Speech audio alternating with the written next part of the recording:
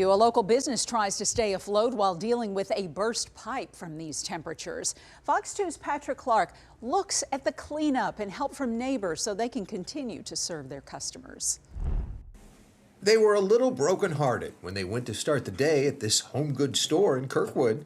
That's because a burst pipe that had been frozen began leaking water on the floor of RF Home Co. off Manchester Road. When I came in around 8:30, there was water everywhere, bubbling up out of the floor as it was trying to make its way into all the cracks. And we kind of followed the trail and found that it was in the front window by the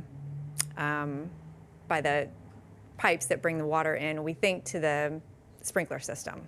There are 40 small businesses within our business, so we kind of like to foster that community here, and it's a really great group of people. So of course, when they heard what happened, because it spread like wildfire, they came and said, all right, do you need help? We can help clean up. Do you need a shop vac? Do you need manpower? Do you need to move stuff?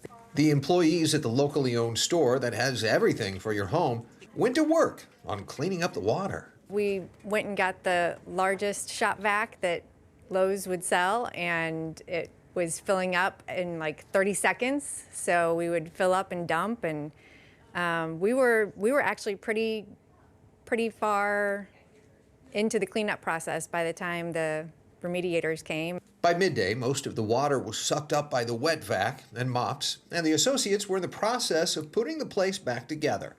Social media posts on Facebook and Instagram let loyal customers know that the store would be closed today while they awaited industrial fans.